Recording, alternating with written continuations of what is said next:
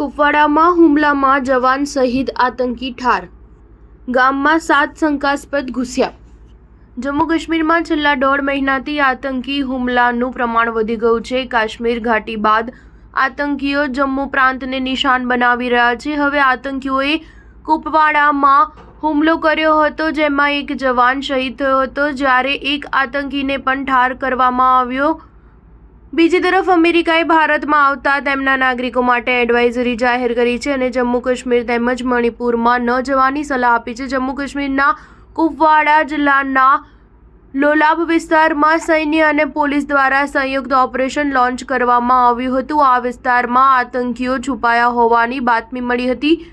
જ્યારે તપાસ અભિયાન ચાલી રહ્યું હતું ત્યારે આતંકીઓએ સૈન્ય પર ગોળીબાર કરી દીધો હતો. આ દરમિયાન એક જવાનને ગોળી વાગતા તે ઘાયલ થયો હતો, બાદમાં શહીદ થયો હતો, જ્યારે જવાબી કાર્યવાહીમાં એક આતંકી પણ ઠાર મરાયો હતો.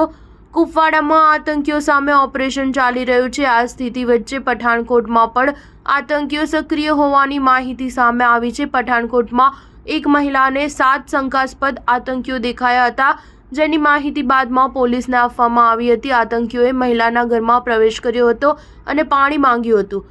બાદ તમામ આતંકીઓ જંગલ તરફ જતા રહ્યા હતા. મહિલાએ આપેલી માહિતીના આધારે પોલીસે શંકાસ્પદોનો સ્કેચ તૈયાર કર્યો હતો, જેના આધારે શોધખોળ શરૂ કરી હતી. ભારતમાં અમેરિકાના પર્યટકો પણ આવતા હોય છે. અમેરિકાએ અમેરિકન નાગરિકોને સલાહ આપી છે કે તેઓ ભારતમાં જાય તો જમ્મુ કાશ્મીર અને મણિપુરમાં જવાનું ટાળે. સાથે જ LOC પાસે અથવા મધ્ય અને પૂર્વ ભારત તરફ જાય તો પણ સતર્ક રહે. મણિપુરમાં 1 વર્ષથી હિંસાની ઘટના સામે આવી રહી છે. જમ્મુ કાશ્મીરમાં આતંકી હુમલા વધ્યા છે. મધ્ય અને પૂર્વ વિસ્તારમાં નસ્કલી હુમલા થતા હોય છે.